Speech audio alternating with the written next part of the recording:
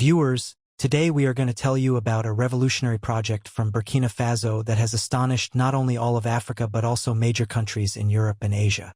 This project is Ibrahim Traoré's Free Solar Oven Project. It is an initiative that is not only about to transform the fate of Burkina Faso, but also become a model for developing nations around the world. Burkina Faso is a country where people have been struggling for decades with the lack of electricity, gas, and other basic facilities. In both rural and urban areas, the fuel crisis has become so severe that people are forced to rely on old sources such as firewood, coal, and kerosene. However, the scarcity, high cost, and environmental destruction caused by these resources have made people's lives extremely difficult. In such a situation, when the whole world had turned a blind eye to the problems of Burkina Faso, Ibrahim Traoré took a bold step that laid the foundation for changing the country's destiny. He announced that every home, every hotel, every restaurant, and every factory in Burkina Faso would be provided with a free solar oven. These solar ovens are based on a technology that runs solely on sunlight. They do not require gas, electricity, wood, or coal, only sunlight, which is abundantly available in Burkina Faso. Initially, this project was introduced specifically for women at home, so they could cook food, heat water, and make tea for daily needs without relying on any fuel. These small-sized solar ovens were distributed in rural areas where the shortage of fuel was the worst. When the women saw the results of cooking on these solar ovens, they were astonished.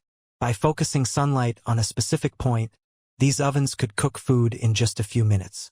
When Traoré saw that this technology was working extremely successfully at the household level, he decided to introduce the project on an industrial scale as well. Large hotels, bakeries, and factories were also shifted to using these solar ovens. The ovens were scaled up in size so they could cook large quantities of food at once. These solar ovens are so simple and affordable that local craftsmen in Burkina Faso are building them in small workshops. There is no need for any expensive machinery, just iron rods, aluminum sheets, and reflective glass mirrors. By skillfully assembling these materials, a structure is created that captures and concentrates sunlight at a specific angle, allowing for efficient cooking. This initiative is not just a technology project, it is a full-fledged economic revolution. Through these solar ovens, Ibrahim Traoré has taken up the mission to revive Burkina Faso's crumbling industrial sector. The energy generated by these solar panels is not only fulfilling household needs, but is also powering small industrial units. Large solar panels are being installed in different regions of the country to establish small factories that will produce local goods and breathe new life into the economy of Burkina Faso. Traoré has made a special effort to involve women in this project. Women who previously worked from home doing small handicrafts are now actively participating in the production of these solar ovens. As a result, employment opportunities are being created in rural areas. Women are working from home on the glass components of the ovens, men are constructing the frames, and the younger generation is getting involved in marketing and sales. In this way, a network of economic activity is spreading throughout the entire country. A complete economic network has now been established across the country. Another revolutionary aspect of this project is that Ibrahim Traoré has made it a part of Burkina Faso's foreign policy. He has declared that Burkina Faso will become the first country in the world to export its free solar oven technology to other African nations.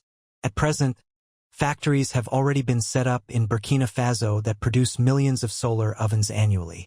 These factories employ the same local people who were once unemployed. This technology is so simple that artisans in any developing country can build it at home. That is why Ibrahim Traoré has openly shared this technology with the world, so that other countries can also solve their citizens' problems. According to him, the key to progress does not lie in large loans or foreign investors, but in local resources and the strength of the people. In addition to solving Burkina Faso's energy crisis through the solar ovens, Traoré is now working on another astonishing project aimed at permanently resolving the country's water crisis. This new initiative is called Solar Water Desalination Units. It is a technology that uses sunlight to purify salty or contaminated water, whether from the sea or underground, and turns it into clean, drinkable water without the need for electricity or expensive fuel. Many areas in Burkina Faso now face severe water scarcity. In rural regions, wells have dried up or contain salty and polluted water. People are forced to walk miles to fetch drinkable water. Ibrahim Traoré has found a solution to this problem as well in sunlight. He has decided to install solar water desalination plants in all such areas of the country, where the heat of the sun will be used to purify and make water safe for drinking.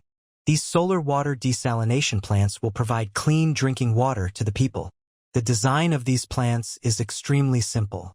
A large, transparent dome-shaped structure is built, inside which the water is placed.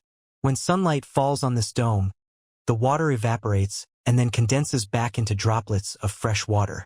These droplets are collected through a channel and stored in secure containers. In this way, salty or contaminated water is turned into pure drinking water within just a few hours. This entire process requires no electricity, no fuel, and no heavy machinery. Ibrahim Traoré says that just as they have fulfilled household energy needs through solar ovens, they will now ensure the supply of clean drinking water to every village and settlement using solar water plants. At present, these units have already been installed in several parts of the country on a trial basis, where thousands of liters of water are being purified daily. The size of the units is customized to match the needs of areas ranging from small rural villages to larger cities, so that the local water demands can be adequately met. Interestingly, these units too are being built with the help of local artisans. In local workshops, iron frames, transparent glass, and simple piping systems are used to construct them. Women have also been made a part of this project, working from their homes to produce small parts of the units. In this way, not only is Burkina Faso finding a solution to its water crisis, but employment opportunities are also being created for its people. Ibrahim Traoré's vision is to make Burkina Faso a self-sustainable nation, a country whose people are not dependent on any foreign power for their basic needs. He believes that after the success of solar ovens, these water desalination plants will become the backbone of Burkina Faso's economy. These solar desalination plants will not only provide clean drinking water to the people, but also help resolve the water shortage for agriculture. For an agricultural country like Burkina Faso, this project is a true game-changer. Ibrahim Traoré has intentionally kept this initiative extremely simple and low-cost so that it can be easily installed in every region. According to him, any technology that is out of the public's reach is not progress, but deception. That's why he has decided that, just like the solar ovens, these solar water desalination units will also be provided free of cost to the poor and middle-class population. So, dear friends, if you believe that leaders like Ibrahim Traoré are the ones who can truly change the world, then make sure to like this video. Share it with your friends so this message can reach more people, that the path to real progress comes through simplicity and integrity. Also, let us know in the comments. If such technologies were introduced in Pakistan or your own country, could the situation improve?